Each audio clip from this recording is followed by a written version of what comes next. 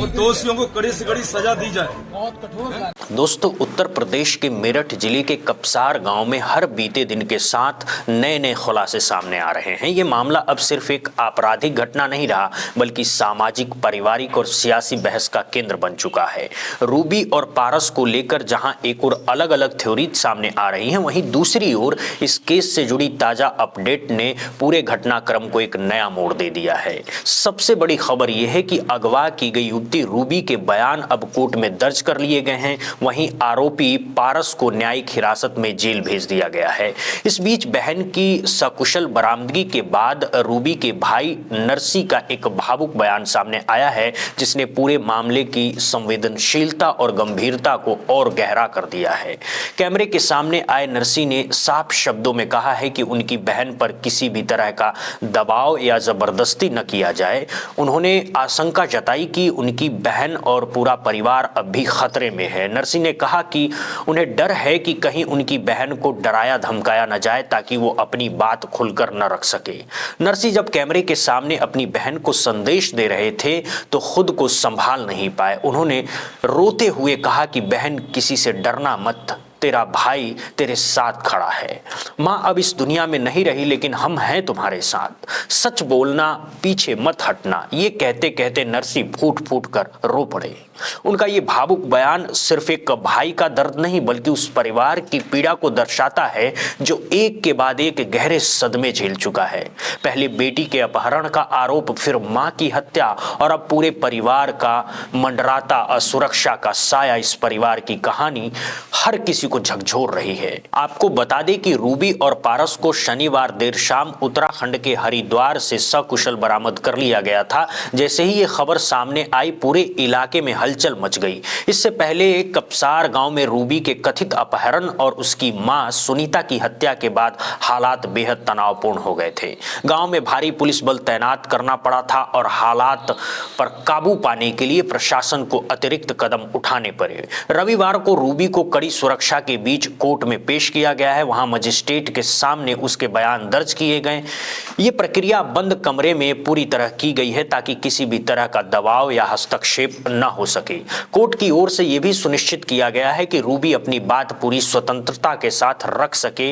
बयान दर्ज होने के बाद रूबी को काउंसलिंग के लिए भेज दिया गया है। अधिकारियों के मुताबिक काउंसलिंग का उद्देश्य उसकी मानसिक स्थिति का आकलन करना है, ताकि ये समझा जा सके कि वो किसी डर, दबाव या मानसिक तनाव में तो नहीं है। विशेषज्ञ उसकी मानसिक और भावनात्मक स्थिति की रिपोर्ट तैयार करेंगे, जो आगे की जांच में अहम भूमिका निभाएगी। वहीं दूसरी ओर आरोपी पारस को भी कोर्ट में पेश किया गया है। सुनवाई के बाद कोर्ट ने पारस को न्यायिक हिरासत में जेल भेजने के आदेश दे दिए हैं। फिलहाल वो जेल में है और आगे की पूछताछ व कानूनी प्रक्रिया जारी रहेगी। अब इस मामले में आगे की कार्रवाई काफी हद तक रूबी के बयानों, काउंसलिंग रिपोर्ट और पुलिस की जांच पर निर्भर करेगी। जांच एजेंसियां हर पहलू को ध्यान में रखकर मामले की तह तक जाने की कोशिश कर रही हैं। इससे पहले पुलिस पूछताछ में पारस ने कई बड़े दावे किए थे। पारस का कहना है कि उसका और रूबी का रिश्ता कोई नया नहीं, बल्कि करीब 3 साल पुराना है। उसने दावा किया कि दोनों 10वीं कक्षा में एक साथ पढ़ते थे। पढ़ाई में मन न लगने की वजह से दोनों को स्कूल से निकाल दिया गया था। यहीं से दोनों के बीच नजदीकियां बढ़ी और रिश्ता गहराता चला गया। पुलिस सूत्रों के मुताबिक पारस ने यह भी कहा कि दोनों एक दूसरे से शादी करना चाहते थे, लेकिन परिवार की रजामंदी न मिलने के कारण हालात बिगड़ते चले गए। इसी बीच एक और थ्योरी सामने आई है। बताया जा रहा है कि जिस दिन ये वारदात हुई, यानी 8 तारीख को, उसी दिन रूबी की शादी किसी और से तय की जानी थी।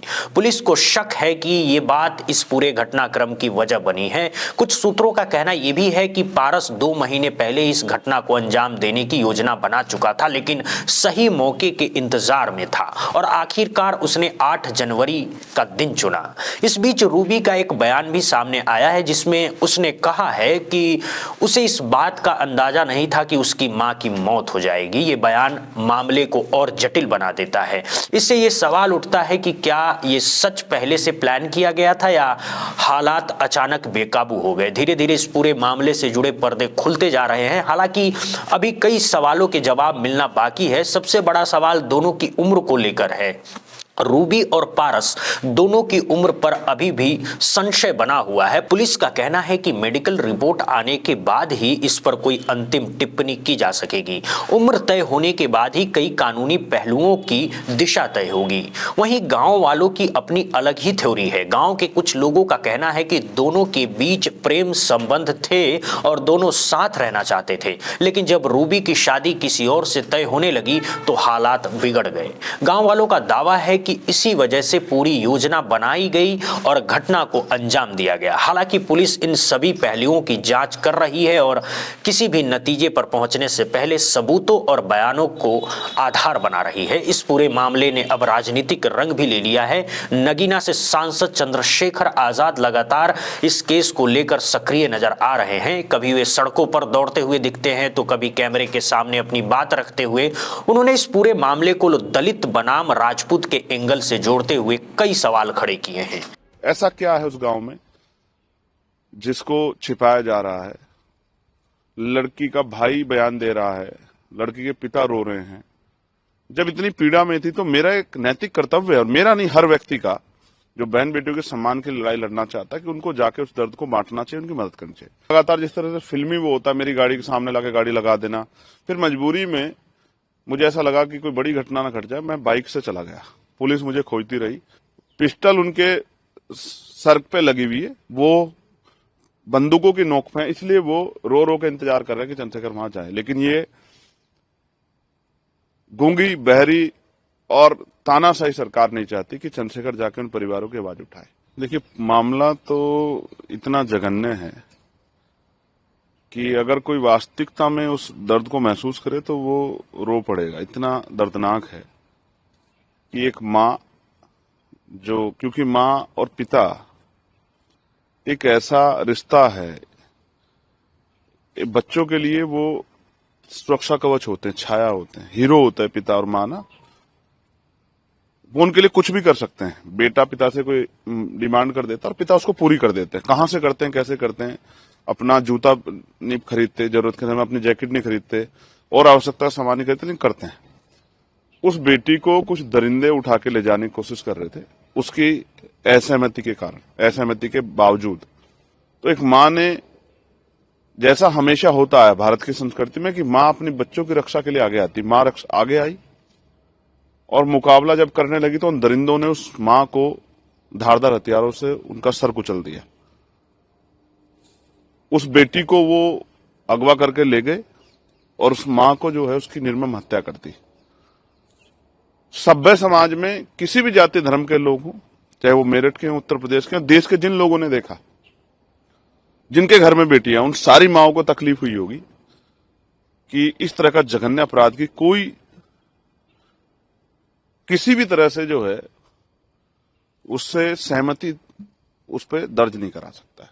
हर माँ को, हर पिता को, हर भाई को चिंता हुई होगी कल उसकी बहन के साथ ना हो जाए, कल उसकी बहन के सम्मान के साथ ये ना हो जाए। हर माँ को दर्द हुआ होगा और हर माँ ने इस पीड़ा को महसूस किया होगा। मैं उस परिवार से, क्योंकि मैं बाहर था, मेरी परिवार से बात हुई, मेरे कहने के बावजूद उन्होंने अंतिम संस्कार किया। मैंने उन्हें कहा कि आपकी जो तकलीफ है आपके दिल में, बेटी बरामद नहीं हुई, उसको हम लोग कराएंगे, लड़ाई लड़ेंगे। पुलिस प्रशासन 24 घंटे का समय हमसे मांगा था, परसों रात वो समय पूरा हुआ, कल हम लोग मिलने जा रहे थे। जानबूझ के, ऐसा क्या है उस गांव में जिसको छिपाया जा रहा है? लड़की का भाई बयान दे रहा है, लड़की के पिता रो रहे हैं। जब इतनी पीड़ा में थी तो मेरा एक नैतिक कर्तव्य है, और मेरा नहीं, हर व्यक्ति का, जो बहन बेटियों के सम्मान की लड़ाई लड़ना चाहता है, कि उनको जाके उस दर्द को बांटना चाहिए, उनकी मदद करनी चाहिए। मैं अपने कर्तव्य को पूरा करने जा रहा था, मुझे गाजियाबाद में रोक लिया गया, फिर मुझे खोड़ा के आसपास रोक लिया गया, फिर उसके बाद हापुड़ वाला जो कट है वहां रोक लिया गया। और लगातार जिस तरह से फिल्मी वो होता है, मेरी गाड़ी के सामने लाके गाड़ी लगा देना, फिर मजबूरी में मुझे ऐसा लगा कि कोई बड़ी घटना ना घट जाए, मैं बाइक से चला गया। पुलिस मुझे खोजती रही और मैं एक साथी के साथ बाइक से टोल पर पहुंचा।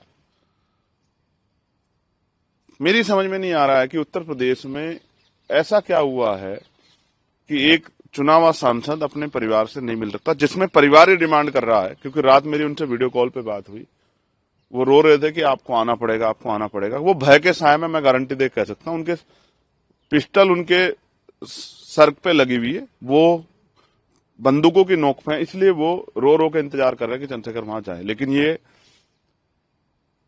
गूंगी, बहरी और तानाशाही सरकार नहीं चाहती कि चंद्रशेखर जाके उन परिवारों की आवाज उठाए।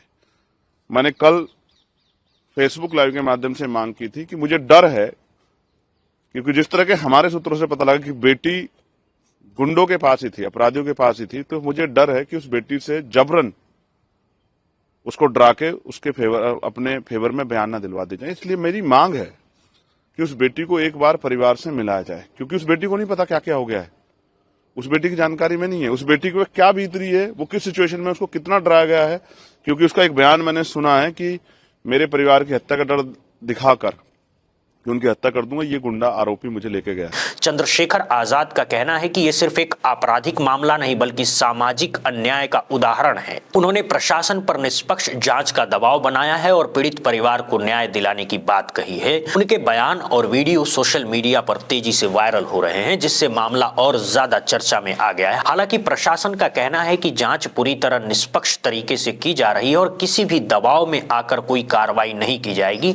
पुलिस अधिकारियों का दावा है कि कानून के दायरे में रहकर हर दोषी को सजा दिलाई जाएगी, चाहे वो कोई भी हो। फिलहाल इस पूरे इलाके में पुलिस की सतर्कता बढ़ा दी गई है। पीड़ित परिवार की सुरक्षा को लेकर भी विशेष इंतजाम किए गए हैं। प्रशासन का कहना है कि परिवार को किसी भी तरह का खतरा न हो, इसके लिए हर संभव कदम उठाए जा रहे हैं। इसी बीच पूरे प्रदेश की नजरें इस मामले पर टिकी हुई है।